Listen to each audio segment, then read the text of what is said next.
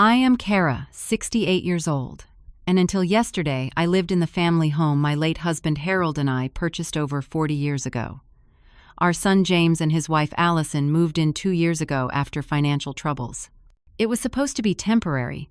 Yesterday morning James confronted me with cold eyes I barely recognized. "Mom, you have 3 hours to pack your essentials and get out. We need your bedroom now." The shock froze me in place, as my own child tried to evict me from my home. Before I continue this story, let me know where you are watching from. Hit the subscribe button and like this video if you have ever had family betray your trust. Harold and I purchased our Tudor-style home in the spring of 1983. It was more than we could afford at the time, but Harold, always the optimist, insisted we could make it work. "This is where we will raise our children, grow old together, and create a lifetime of memories," he told me, as we signed the mountain of paperwork at closing. He was right about everything, except the growing old together part. The house sat on a tree-lined street in a neighborhood full of young families. 3 bedrooms, 2 bathrooms, a spacious kitchen that opened to a sunroom addition we built in the 90s, and Harold's pride and joy, the detached garage he converted into a workshop. It was not the biggest or the fanciest home on the block, but it was ours, filled with love and the echoes of family life. We raised both our children there, James and his younger sister Dorothy. James was our firstborn, a serious child who grew into an ambitious young man. Harold coached his Little League teams, built him a treehouse in the backyard maple, and taught him to change the oil in the car right there in our driveway. Dorothy was our free spirit, always with paint on her hands or a book under her arm, content to sit for hours in the window seat I had cushioned, specially for her in the living room. When the children left for college, the house felt too quiet, but Harold and I found new rhythms. We traveled a bit, redecorated rooms, and hosted dinner parties with friends. We talked about downsizing someday, maybe moving to a condo with no yard to maintain, but we never got around to it. This house held our history in every corner. Harold passed away 7 years ago, after a brief but brutal battle with pancreatic cancer. One day, he was complaining about indigestion, and 3 months later he was gone. The house felt cavernous without him. I would wake up reaching for his warmth beside me, only to touch cold sheets instead. For months I avoided his workshop entirely, unable to face the tools that would never again be lifted by his hands. Gradually, I adjusted to widowhood. I joined a grief support group at the community center, reconnected with old friends, and even took a watercolor class on Thursday evenings. I converted 1 bedroom into a small art studio and kept Dorothy's old room ready for her visits from Seattle, where she worked as an environmental scientist. James lived just across town with his new wife, but visits were less frequent than I had hoped. James had followed his father's path into finance, working his way up at a regional investment firm. He was always career-focused, putting in long hours and bringing work home on weekends. I worried about him, but Harold assured me that was just his nature. "Some people find purpose in achievement," he would say. In his early 30s, James met Allison at a charity fundraiser his firm sponsored. She was beautiful, polished, and worked in public relations for luxury brands. They married within a year, 5 years ago now. Their wedding was an elaborate affair at a country club with 300 guests, many I had never met before. Harold was gone by then, so my brother Thomas walked me down the aisle as mother of the groom. Dorothy flew in with her partner and gave a heartfelt toast that made me cry. James and Allison seemed perfect together on paper, both ambitious, both attracted to the finer things in life. They purchased a sleek downtown condo with floor-to-ceiling windows and furniture that looked impressive but seemed uncomfortable to actually sit on. When I visited, I felt out of place among the minimalist decor and strange art pieces that cost more than my first car. Their lifestyle exceeded even their substantial dual incomes. There were luxury cars, exclusive gym memberships, lavish vacations documented meticulously on social media, and dinners at restaurants where the menu had no prices listed. I worried silently but reminded myself that James was an adult making his own choices. Harold had raised him to be responsible with money, and I trusted that foundation remained beneath the surface glamour. Then the financial crisis hit 3 years ago. The investment firm where James worked underwent major restructuring and eliminated his entire department. Suddenly, at 39 years old, he found himself unemployed for the first time in his adult life. His severance package was generous, but their expenses were enormous.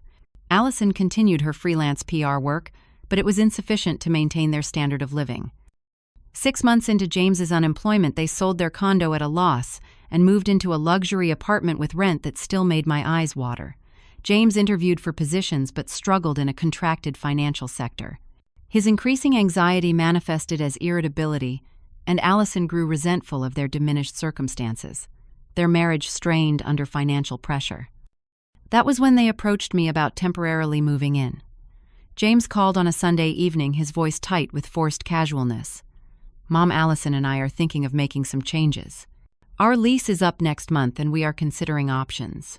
The conversation meandered around the topic, until finally he asked directly, would it be possible for us to stay with you for a few months while we regroup just until I land something solid? After years of living alone, the idea of having family fill the empty rooms again was appealing. Of course, I said without hesitation. This house has always been a home for my children. We discussed logistics briefly, and James seemed relieved but not particularly grateful. I spent the next 2 weeks cleaning, organizing, and preparing the house for their arrival. I converted my art room back into a bedroom with a new queen mattress and fresh linens. I cleared half the closets and drawers throughout the house. I even had the carpet professionally cleaned and touched up paint in several rooms. Dorothy called from Seattle during my preparations and expressed concern. Mom, are you sure about this arrangement? James and Allison are used to a very different lifestyle than yours. Have you discussed how long they plan to stay, or how expenses will be shared? Her questions annoyed me then. I accused her of being unsupportive during her brother's difficult time. Family helps family, I told her firmly. Your father would have done the same. Dorothy went quiet for a moment before responding. Dad would have set clear boundaries. Just be careful, Mom. I brushed off her warning as unnecessary pessimism. James and Allison arrived with a moving truck containing far more possessions than I had anticipated. What happened to downsizing? They had sold their larger furniture pieces, but kept designer clothes, expensive electronics, and countless items I couldn't identify the purpose of. It took an entire day to move everything in, with boxes stacked in the guest room and Harold's old workshop. The first dinner together was awkward but hopeful. I had prepared James's favorite childhood meal, beef stew with dumplings. Allison picked at her food and asked if I had any white wine instead of the red I had served. This is really heavy food, she commented with a tight smile. I usually avoid carbs in the evening. James jumped in to smooth over the moment. Mom's cooking is old-school comfort food. It's actually nice for a change. The way he said old school felt vaguely condescending, but I ignored it, just happy to have family at the table again. After dinner, James announced they would handle the kitchen, but instead simply rinsed dishes and stacked them beside the sink, leaving the actual cleaning for me to discover the next morning. That first evening set the pattern for what would follow. Small moments of dismissal, subtle undermining, and expectations of service that accumulated so gradually, I barely noticed the shift. I was not gaining housemates. I was becoming the outsider in my own home. 6 months passed with no sign of James and Allison moving out. The few months stretched into a year, then longer. Job interviews came and went always, with some reason why the position wasn't right. Too much travel, insufficient compensation, not enough growth potential. Meanwhile, their presence expanded throughout the house like water seeking every available space. Initially, they occupied only the guest bedroom, but soon Allison complained about insufficient closet space. Would you mind if we use some of the storage in Dorothy's old room, just for my seasonal items? Before I could respond, James was already moving his sister's childhood keepsakes into boxes destined for the attic. The sunroom where I used to read and enjoy my morning coffee gradually transformed into Allison's home office, filled with her computer equipment and paperwork. When I came down early one morning in my robe, she glanced up with annoyance. I have a client call in 20 minutes. Could you make your coffee more quietly? James converted Harold's workshop into his personal gym, selling most of my late husband's tools on an online marketplace. When I discovered this, the tools already gone, James seemed genuinely surprised by my distress. Dad's stuff was just collecting dust out there, Mom. Nobody was using those old things. The money went toward the new treadmill, which benefits the household. The living room television I rarely watched was replaced with a massive screen that dominated the wall. The furniture arrangement shifted to accommodate their viewing preferences. My reading chair near the window disappeared into the garage, deemed too bulky for the new aesthetic. The bookshelves that once held my novels and Harold's history collection now displayed Allison's decorative objects acquired from her travels. Their friends started coming over for dinner parties and game nights. During these gatherings, I was introduced as James's mom, who lives with us, rather than the homeowner. Sometimes these introductions were accompanied by explanatory whispers about my being alone or needing family nearby. The narrative they created positioned them as my caretakers rather than my guests. One evening, while bringing a load of laundry upstairs, I overheard them talking in their bedroom. The door was ajar and Allison's voice carried clearly. "This place needs a complete overhaul. The decor is so dated it's depressing," James responded. "When this place is ours, we can renovate however you want, but for now we have to tread carefully." My hands tightened around the laundry basket. When this place is ours, the presumption stunned me.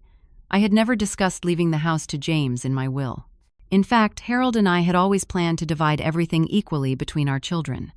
I retreated downstairs without confronting them, but the comment lodged in my heart like a splinter. Personal belongings began disappearing or being relocated without my consent. Family photos were removed from walls to make room for Allison's abstract art prints. My grandmother's antique side table vanished from the hallway, replaced by a sleek, modern console. When questioned, James or Allison would respond with variations of just decluttering or "we moved it somewhere safer." The kitchen became a particular battleground. My familiar organization system was dismantled overnight. Appliances I used daily were pushed to inaccessible upper cabinets to make room for their expensive juicer and espresso machine. Allison replaced my well-seasoned cast-iron cookware with nonstick pans that could not go in the dishwasher or be used above medium heat. One Saturday morning, I discovered James in the front yard, overseeing two men removing my 30-year-old rose bushes. These roses had been planted by Harold the year we moved in, tended faithfully through decades of seasons. "What are you doing?" I asked, voice rising with distress. "The landscaper says these are diseased and affecting the rest of the garden," James explained without meeting my eyes. "Besides, they're outdated. Nobody does rose gardens anymore, Mom. We're putting in something low maintenance and modern." That evening, I attempted to establish boundaries. We sat at the kitchen table, the atmosphere tense. "This is still my home," I said carefully. "I appreciate that you both needed a place to stay, but I feel that my space and preferences are being disregarded." James leaned back in his chair, exchanging a look with Allison. "We're just trying to help Mom. This place needs updating, and frankly, you weren't keeping up with the maintenance. The yard was overgrown, the decor is from another century, and the whole place could use professional organization."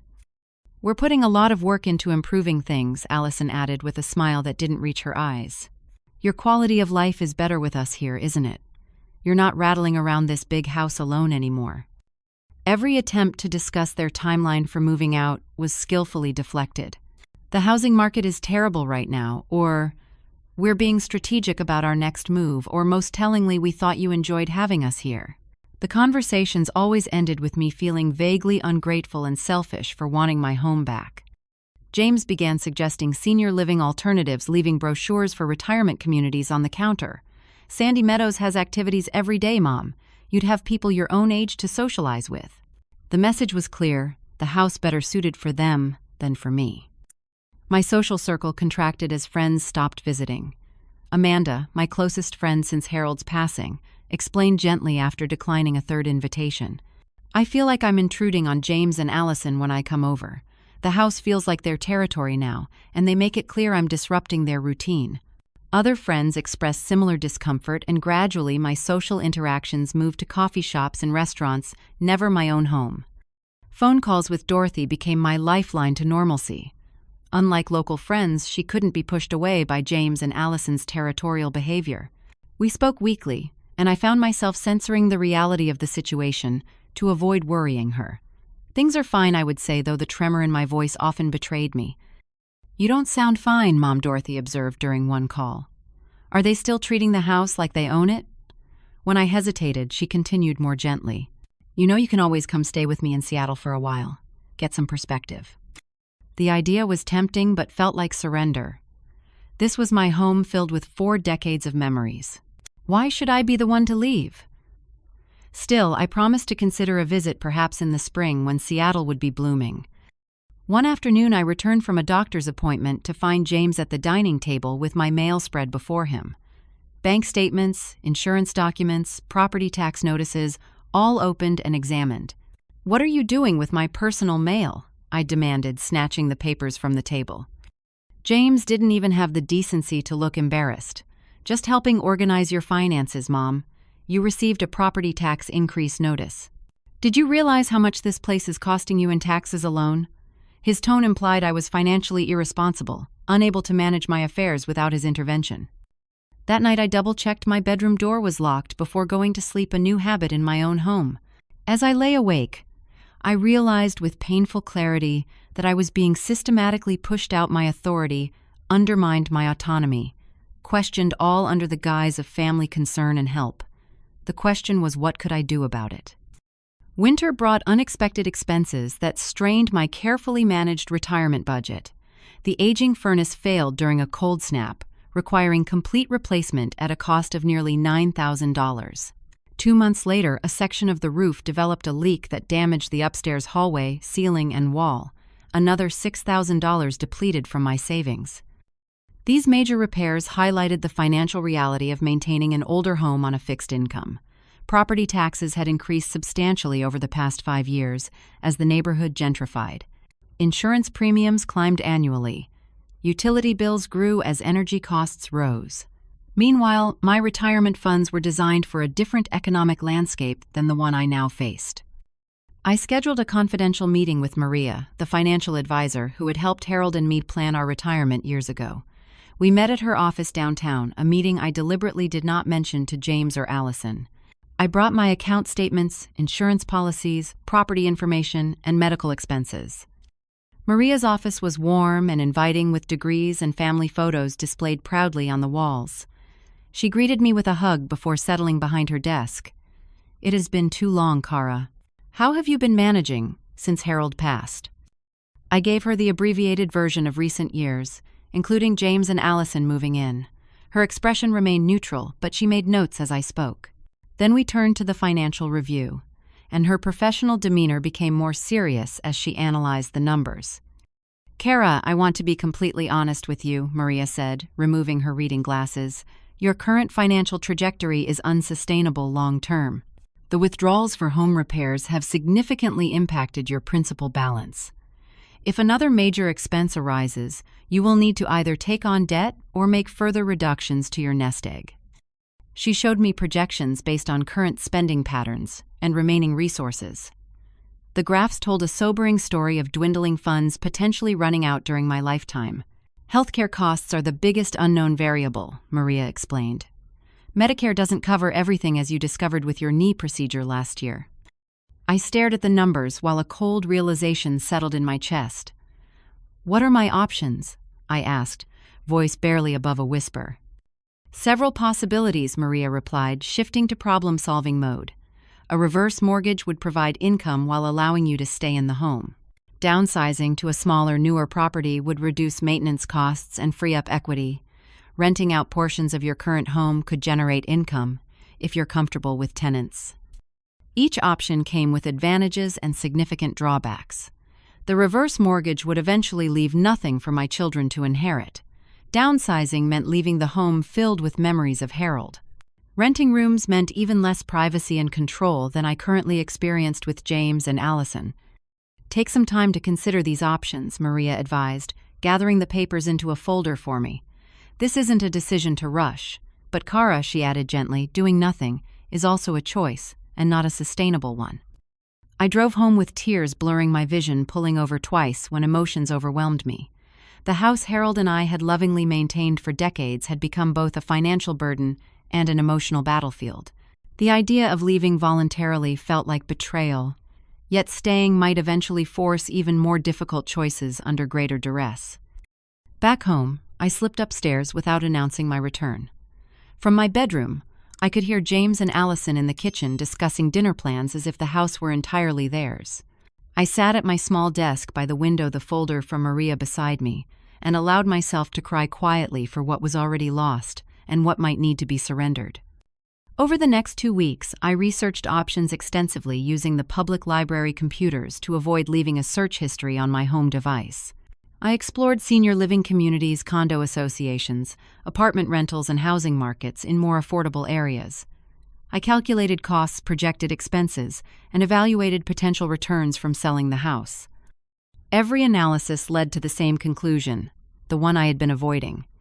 Financially, emotionally, and practically selling the house represented the most viable path to security and peace. The current market value would provide enough to purchase a smaller, more manageable place outright and retain a significant cushion for future needs. I decided to approach James and Allison about contributing to household expenses as a first step. Perhaps if they paid fair market rent, the financial equation might shift enough to make keeping the house feasible.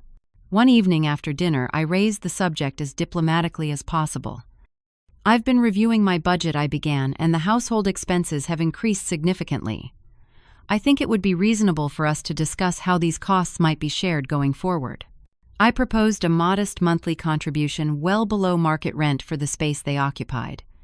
The response was immediate and defensive. "We're already helping around here," James said, gesturing vaguely toward the kitchen he had renovated without consulting me using materials I had paid for.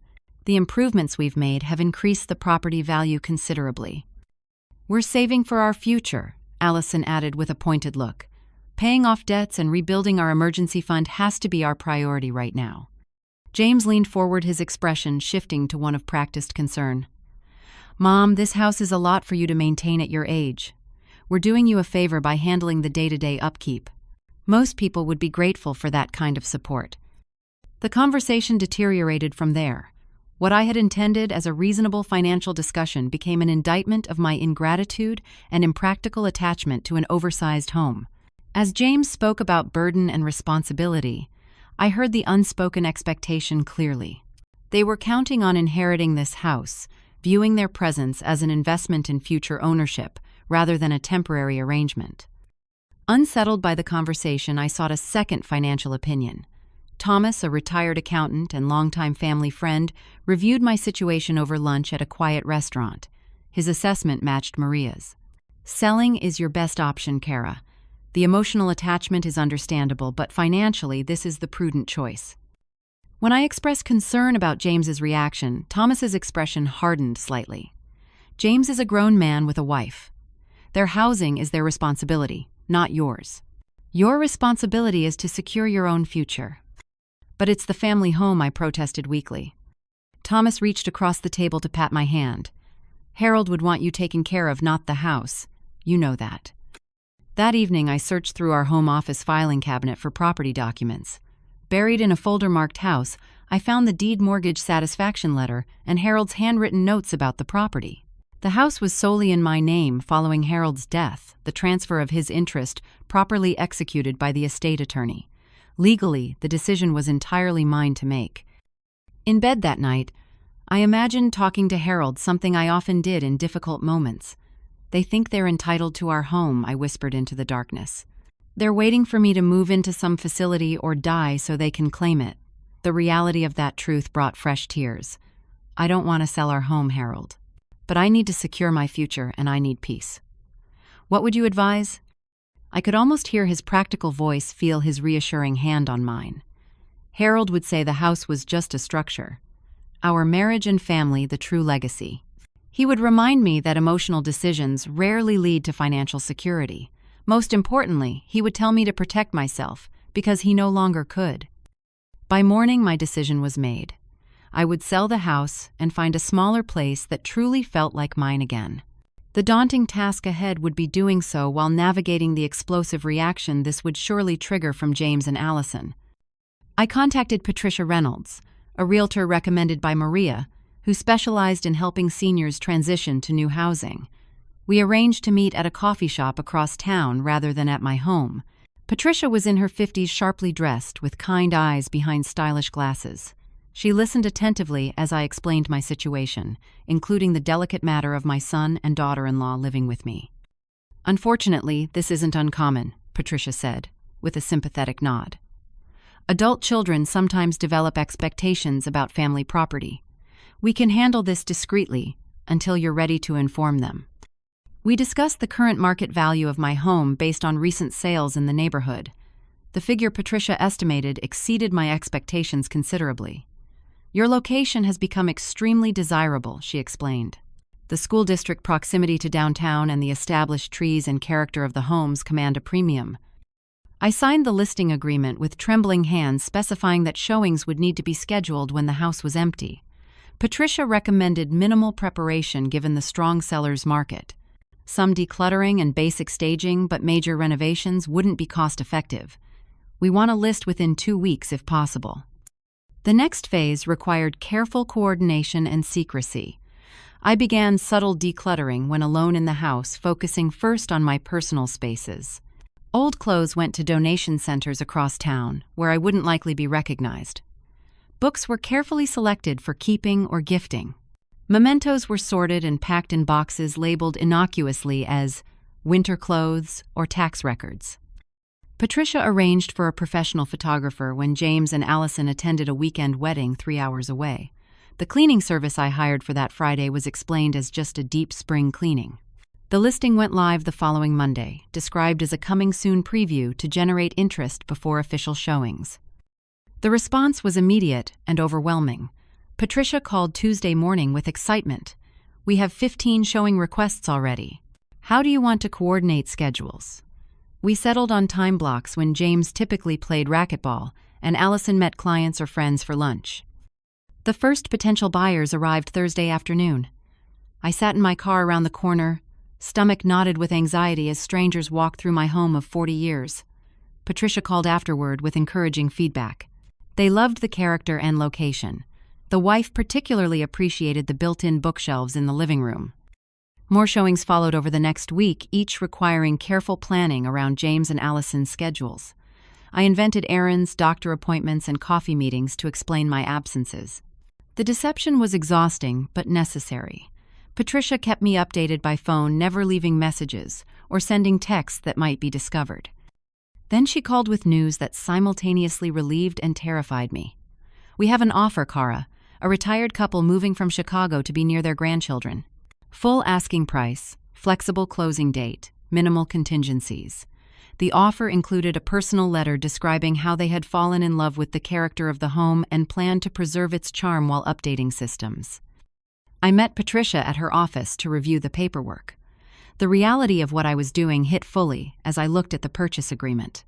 4 decades of life summarized in legal clauses and dollar figures. "Once I sign this, there's no going back," I whispered. Patricia gave me space to process. "You can take time to think about it. The offer expires tomorrow evening, but I could ask for an extension." "No," I said with sudden clarity. "This is the right decision. I need to move forward." I signed the documents agreeing to a closing date 6 weeks out with a 30-day occupancy period afterward. This would give me time to find and secure new housing before needing to vacate. With the sale in progress, my search for a new home intensified. Patricia connected me with a colleague who specialized in condominiums and smaller properties. Together, we visited several possibilities focusing on single-level living, minimal maintenance requirements, and locations near community amenities. The third property we viewed captured my interest immediately. A 2-bedroom condominium in a small, well-maintained building with an elevator and secured entry. The open floor plan felt spacious, despite the smaller square footage. Large windows overlooked a community garden where residents could reserve plots if desired. The kitchen was updated with accessible features, and the primary bathroom included a walk-in shower with built-in bench. Best of all, it was located just 15 minutes from my sister Catherine's home. We had grown closer since Harold's passing, meeting weekly for lunch when her teaching schedule allowed. The idea of being near family who genuinely wanted my presence rather than my property was powerfully appealing. I submitted an offer contingent on the sale of my house, which was quickly accepted. The pieces were falling into place with surprising speed and smoothness, as if confirming the rightness of my decision. The inspection revealed minor issues easily addressed before closing. The mortgage application process went smoothly given my excellent credit and the substantial down payment I could provide from the house sale proceeds. Throughout this period, I continued the exhausting charade at home. James and Allison remained oblivious, caught up in their own activities and entitled assumptions. They continued rearranging furniture, discussing future renovation plans, and treating me as a guest in my own home. Each presumption strengthened my resolve that I was making the necessary choice. I began an inventory of household items, deciding what to keep, sell, or leave behind. My new space would accommodate perhaps a third of my current furnishings. I selected pieces with sentimental value or practical function for the condominium. The rest would be sold, donated, or offered to Dorothy if she wanted family pieces. Some items I planned to leave for the new owners who had expressed appreciation for the home's character. The most painful decisions involved Harold's remaining possessions. His collection of history books, the reading chair that still held the impression of his form, the workshop items that had survived James's purge. I kept select treasures, knowing Harold himself would advocate practicality over sentiment.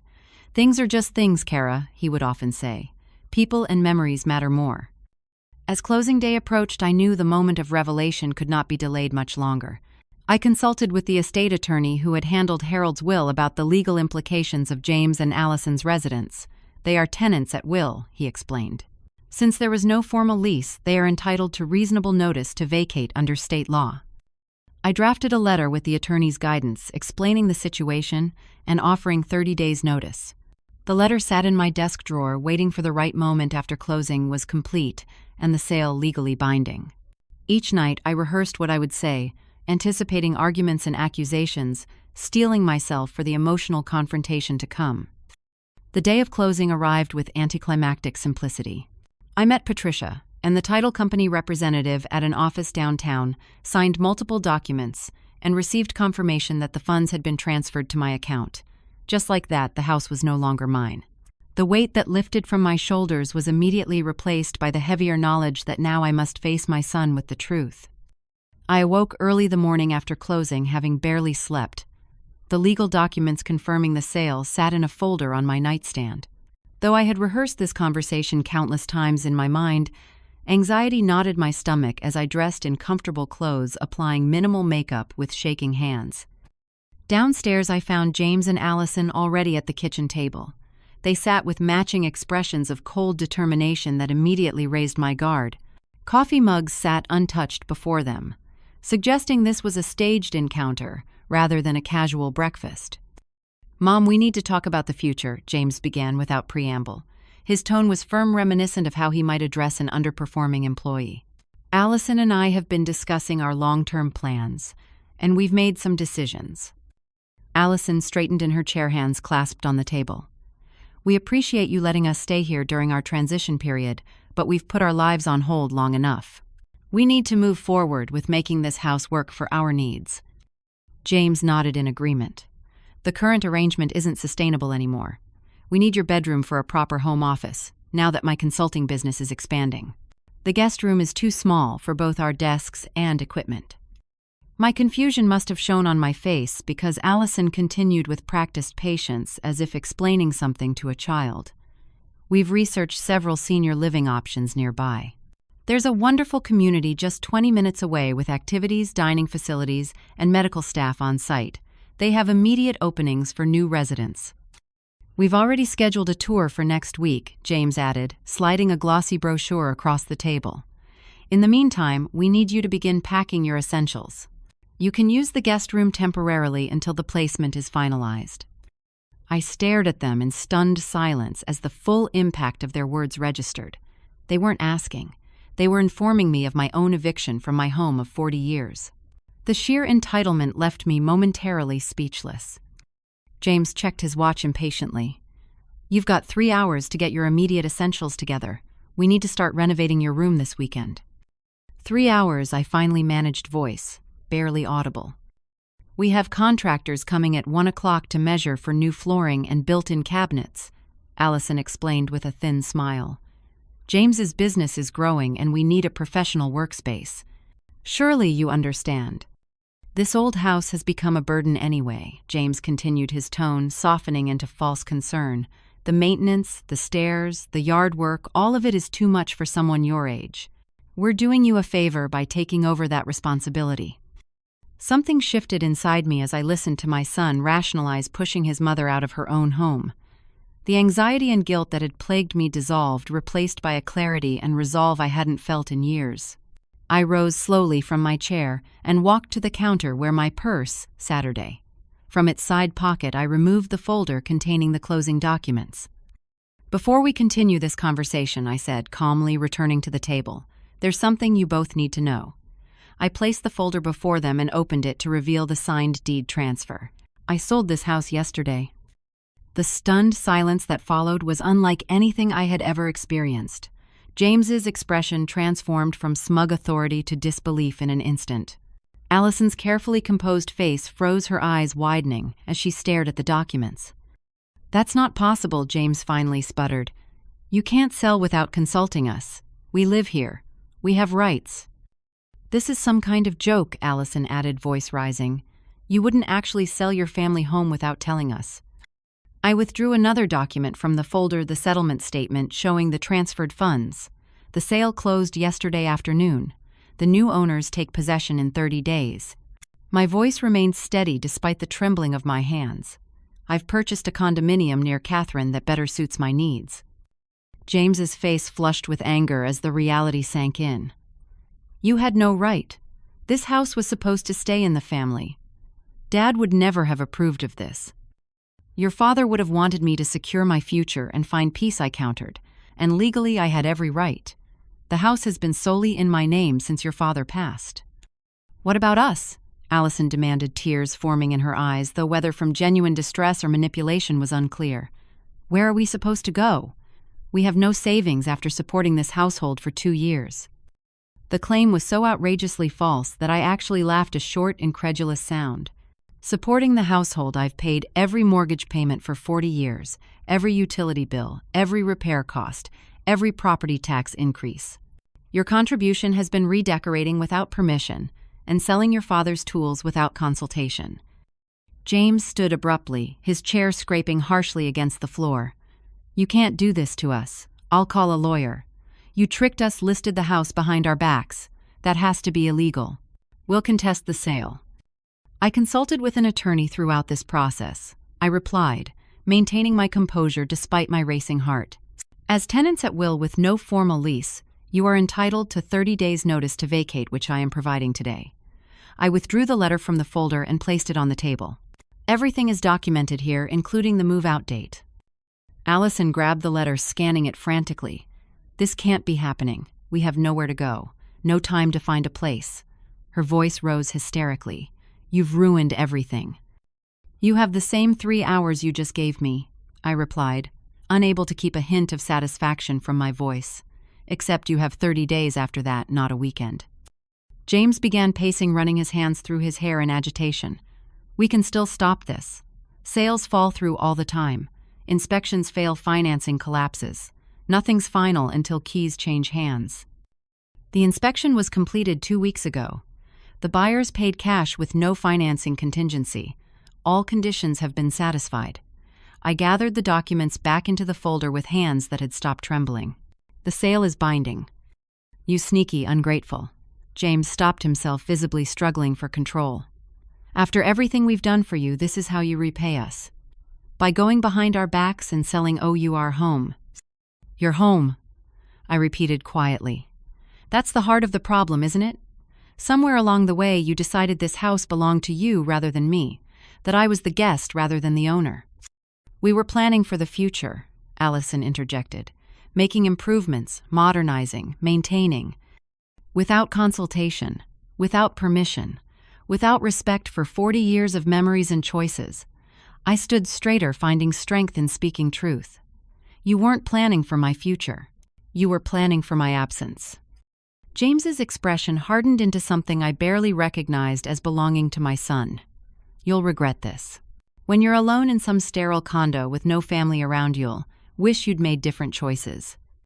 "I won't be alone," I countered. "I'll be near Catherine, near friends who actually enjoy my company rather than tolerate my presence. I'll have financial security and peace in my own space."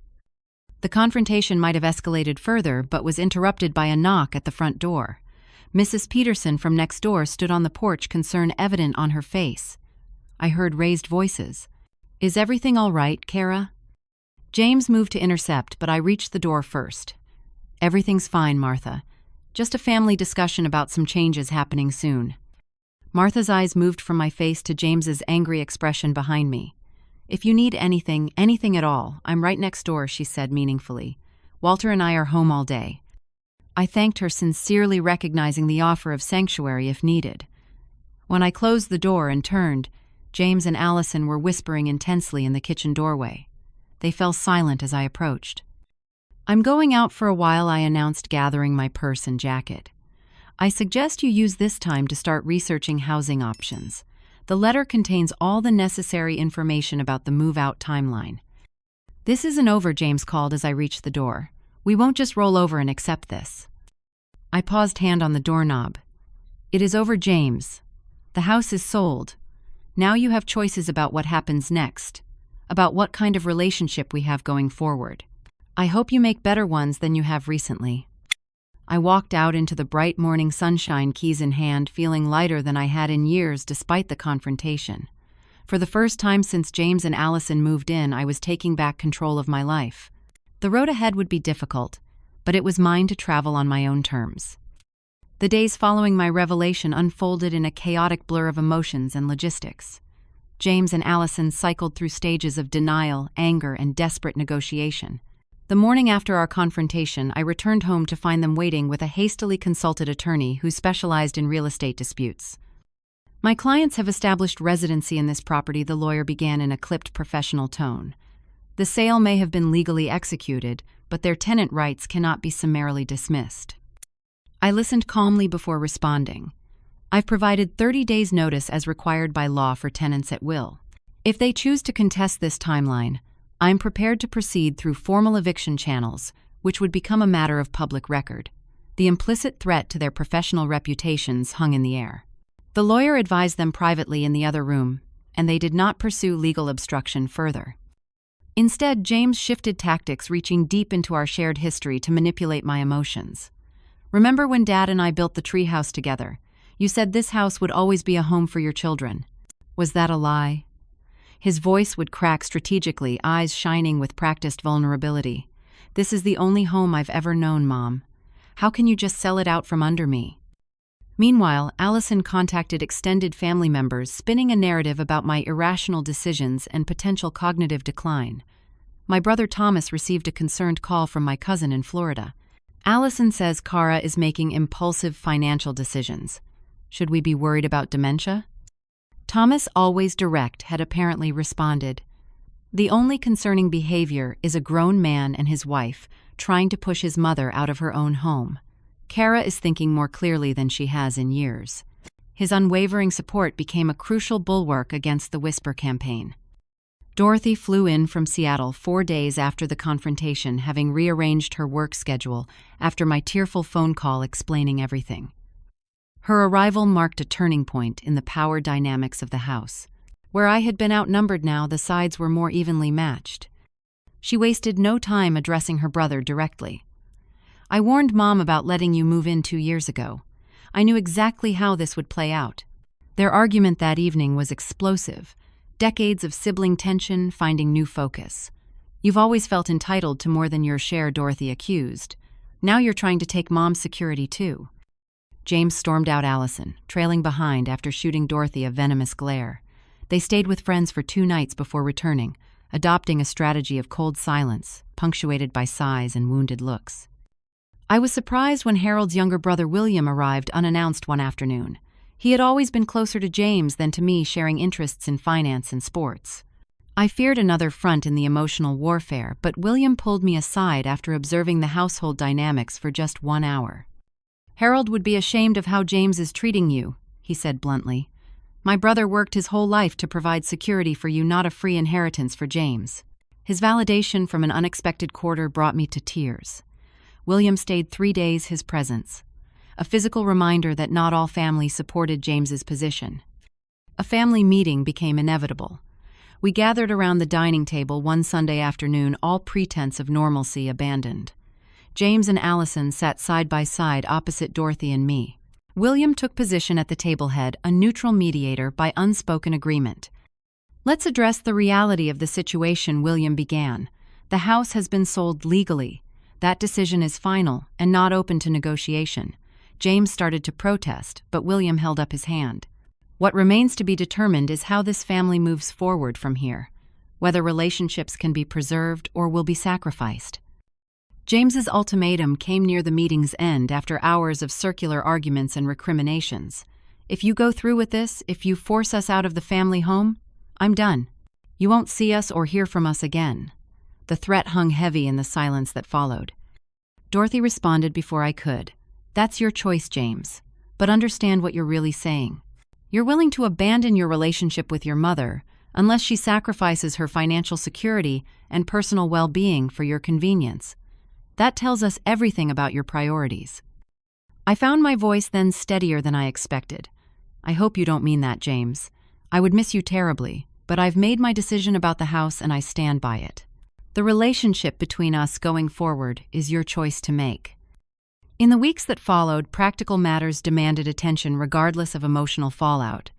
Dorothy and I began the overwhelming task of sorting through 40 years of accumulated possessions. Each closet drawer and box contained decisions to make, memories to process, and often tears to shed. Harold's things proved most difficult. His collection of leather-bound history books, the sweater he wore every Christmas morning, fishing gear, rarely used but carefully maintained. Some items I kept for their emotional value. Others I photographed and released, preserving the memory while letting go of the object. James and Allison focused their energy on securing new housing, a process complicated by their financial situation and the tight rental market. They had indeed been counting on inheriting the house, making few provisions for alternative scenarios. Their financial precarity became increasingly apparent as they applied for apartments and were repeatedly declined based on credit checks. "We can't qualify for anything decent," James complained during a rare civil conversation. "They want income verification, and our savings account is almost empty after supporting you." The revisionist history continued to astound me. "You haven't contributed to mortgage, taxes, insurance, or major repairs," I reminded him. "Your current situation reflects your choices, not my decision to sell." James and Allison began claiming items throughout the house as promised gifts or already theirs. Dorothy suggested we photograph every room and create an inventory of major items to prevent disputes. "They've already moved 3 of the dining room chairs to their friend's garage," she reported, after checking social media posts. "We need to document everything." The inventory process revealed further evidence of their sense of entitlement. My grandmother's silver service was missing from its chest. 2 original paintings purchased on our 25th anniversary trip to Santa Fe had disappeared from the guest room walls. Most distressing, Harold's watch collection had been reduced by half the most valuable pieces, notably absent. When confronted, James shrugged dismissively. "Dad always said I could have his watches when I got older. I am older now." The selective memory and convenient interpretations became a pattern in every discussion about possessions. Catherine offered her guest room during the transition period, a kindness that provided occasional respite from the tense household. During these breaks, I could envision the peaceful future beyond the current turmoil. My condominium would be ready for occupancy 2 weeks before I needed to vacate the house, allowing time for painting and minor customizations before moving in. The moving logistics took shape gradually. Dorothy helped research companies schedule estimates and organize packing supplies. The condominium's smaller space necessitated ruthless decisions about furniture and belongings. Each retained item needed to earn its place through utility joy or irreplaceable sentimental value. Patricia, my realtor, arranged for me to meet the buyers during their final walkthrough. Richard and Barbara Ford were indeed a retired couple relocating to be near grandchildren. They spoke enthusiastically about minor updates while preserving the home's character plans that comforted me considerably. Barbara noticed my emotional response and squeezed my hand gently. "We'll take good care of your home, I promise." As the moving date approached, James and Allison secured a small apartment across town with Barbara's help as a co-signer. Their resentment intensified rather than diminished as reality set in. James refused to assist with any moving preparations, while Allison made pointed comments about seniors who can't take care of themselves whenever I struggled with heavy items or complex tasks. The day I officially moved out arrived with mixed emotions. The moving company efficiently loaded my carefully edited possessions into their truck. Dorothy handled the logistics while I wandered through increasingly empty rooms, saying private goodbyes to the space that had held my life for 4 decades. In the master bedroom, I stood by the window where Harold and I had watched countless sunrises. In the kitchen, I touched the doorframe with pencil marks tracking our children's growth. In the backyard, I clipped a small sprig from Harold's favorite magnolia tree to press between book pages. James refused to help, or even say goodbye, leaving early that morning with a cold, "We'll be out by the deadline," as his only acknowledgement. Allison appeared briefly, making a final attempt to claim my mother's pearl necklace as a promised gift. When Dorothy intervened, she left in tears, slamming the door dramatically. The final walkthrough was bittersweet. Empty rooms echoed with the ghosts of furniture and voices. Walls bore faded rectangles where artwork had protected paint from sunlight. Closets held lingering scents of perfume and cedar. I traced my hand along banisters and door frames one last time, whispering thank you to the structure that had sheltered my family through joy and sorrow alike. Dorothy waited patiently by the front door as I completed this farewell ritual. When I finally joined, her eyes damp but resolve intact, she hugged me tightly. "You're doing the right thing, Mom. For yourself, and ultimately for James too, though he can't see it yet." I took one last look before closing the door on 40 years of memories. The house would continue without me, holding new lives and creating new stories. I had my memories, and now I would have a future of my own making as well. 3 months after leaving my family home, I sat on the small balcony of my condominium, morning coffee in hand, watching birds visit the community garden below. The 2-bedroom space had transformed from an empty shell into a true home that reflected my tastes and needs without compromise or negotiation. The living area featured my favorite reading chair, positioned by large windows that filled the space with natural light. Bookshelves held Harold's history collection, alongside my novels and art books. The kitchen, though smaller than my previous one, was efficiently designed with accessible features that made cooking easier on my arthritic hands. The 2nd bedroom functioned as combination, guest room and art studio, with Dorothy's watercolor paintings hanging alongside my novice attempts. A small desk housed my new computer, where I had recently mastered video calling to stay connected with Dorothy across the country. Most importantly, every decision about this space had been mine alone. The wall, color, furniture arrangement, decorative touches all reflected my preferences without need for defensive justification or conflict avoidance. After years of shrinking myself to accommodate others, I expanded comfortably into this right-sized domain. Old friendships renewed as I reconnected with women who had stopped visiting during James and Allison's occupation. Amanda, my closest friend since Harold's passing, became a regular visitor for coffee and conversation. "You seem years younger," she observed during one visit. "There's a lightness about you that had disappeared." Living 15 minutes from Catherine allowed for spontaneous visits and standing lunch dates that enriched both our lives. My sister, widowed 5 years before me, understood the complex grief of losing a spouse and rebuilding identity afterward. "We should have done this years ago," she commented during our weekly farmers market outing. "Being close enough to see each other regularly without living in each other's pockets is perfect." My financial situation had stabilized significantly. The house sale proceeds after purchasing the condominium outright provided a comfortable cushion in addition to my regular retirement income. Without property taxes, major maintenance concerns, and the inflated utility costs of an older home, my monthly expenses decreased substantially. For the first time in years, I felt secure about my financial future rather than anxiously watching account balances dwindle. Dorothy's visits increased in frequency now that she could stay comfortably in my guest room rather than a hotel. During her stays, we explored local museums, attended community concerts, and continued sorting through family photographs for albums I was creating. These visits strengthened our bond, transforming our relationship from mother-daughter to something closer to deep friendship between equals. James maintained his silence for 2 full months following the move. The last time I saw him was briefly during final move-out day when he arrived to transport remaining furniture to their apartment. His expression was closed eyes avoiding mine as he efficiently loaded a rented truck with Allison directing placement of items. On my birthday in November, a text message arrived unexpectedly. "Happy birthday, Mom. Hope you're doing well in your new place." The simple message, though far from a full reconciliation, opened a door I had feared permanently closed. I responded with equal care, thanking him, and expressing hope that he and Allison were settling into their apartment comfortably. Small exchanges followed over subsequent weeks, brief texts about mundane topics gradually increasing in frequency and warmth. I was careful not to push or pressure, allowing James to determine the pace of reconnection. Dorothy remained skeptical but supportive. "Just protect yourself," she cautioned. "People don't change overnight."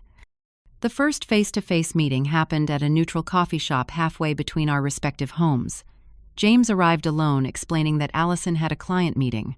The initial awkwardness gradually eased as conversation moved from weather to his new consulting projects to Catherine's recent knee surgery. As we prepared to leave, James finally addressed the elephant in the room.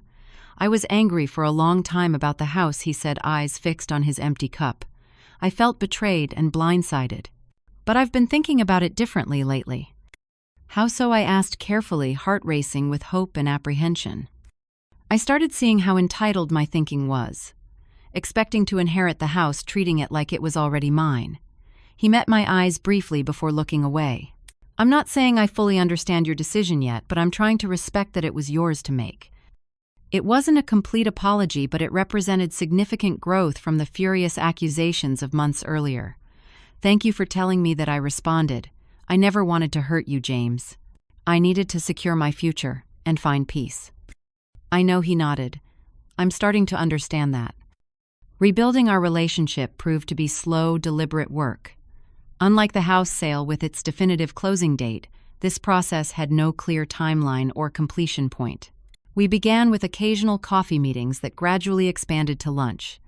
James attended Catherine's birthday dinner, though Allison claimed a prior commitment. Allison's continued resentment remained a complicating factor. She declined most invitations and maintained cool formality during unavoidable interactions, like Thanksgiving dinner at Catherine's. "Some wounds heal slower than others," Catherine observed wisely. "She lost more than a house, she lost a future she had counted on." My new life developed richness beyond family relationships. I joined a senior center offering art classes, book discussions, and gentle yoga sessions. Weekly watercolor classes connected me with other creative spirits, many also navigating life transitions. Margaret, a widow of 10 years, became a particular friend and mentor in both art techniques and life wisdom. The hardest lesson I learned was that other people's disapproval doesn't actually harm you, she told me during a painting session. "It feels terrible, but it doesn't change who you are or what you need." Her perspective helped as I navigated the lingering complexities with James and Allison. Reflecting on the previous 3 years provided valuable insights about myself and family dynamics. I recognized how conflict avoidance had allowed small boundary violations to accumulate into major intrusions. I saw how my fear of loneliness made me vulnerable to manipulation. Most importantly, I learned that protecting myself was not selfish but necessary. The oxygen mask principle, my therapist Emma called it during one of our monthly sessions. You must secure your own mask before helping others. By ensuring your financial and emotional security, you're modeling healthy boundaries for everyone, including James. Would I have made different choices had I recognized the patterns earlier? Perhaps. Setting clear expectations about contributions and timelines when James and Allison first moved in might have prevented the sense of ownership they developed. Addressing the first small boundary crossings might have prevented larger violations. Yet the crisis ultimately forced growth that might never have occurred otherwise. I discovered strength I didn't know I possessed. I created a new life, aligned with my actual needs rather than others' expectations. I built genuine connections based on mutual respect rather than obligation or proximity. One evening, while sorting through old photographs with Dorothy during her spring visit, I found a picture of Harold standing proudly in front of our house the day we moved in. His arm was around my shoulders, both of us young, and filled with dreams of the life we would build there. "Dad would be proud of you," Dorothy said, noticing the photograph and my emotional response. "Not just for the practical decisions, but for finding your voice." It was terrifying, I admitted, standing up to James, selling the house, starting over in my late 60s. "The bravest things usually are," she replied simply. As I placed the photograph in an album, I realized the house had served its purpose completely. It sheltered our family through raising children, weathered the storm of Harold's passing, and ultimately provided financial security for my future. The memories remained intact, even as the physical structure passed to new owners. The most unexpected gift of this difficult journey was the freedom found in letting go not just of property but of others' approval. Learning to value my own needs alongside those of my children restored balance to relationships long distorted by uneven power dynamics. For others facing similar situations with adult children, I would offer this hard-won wisdom: it's never too late to establish healthy boundaries. Financial security isn't selfish, it's necessary. And sometimes the greatest act of love is standing firm rather than giving way. Have you ever had to make a difficult decision that others didn't understand? Share your experience in the comments below. I read every single one and would love to hear how you navigated challenging family situations. If this story resonated with you, please subscribe to my channel and hit the like button so more people can find these real-life stories. Thank you for joining me today, and remember, it's never too late to reclaim your power and build the life you deserve.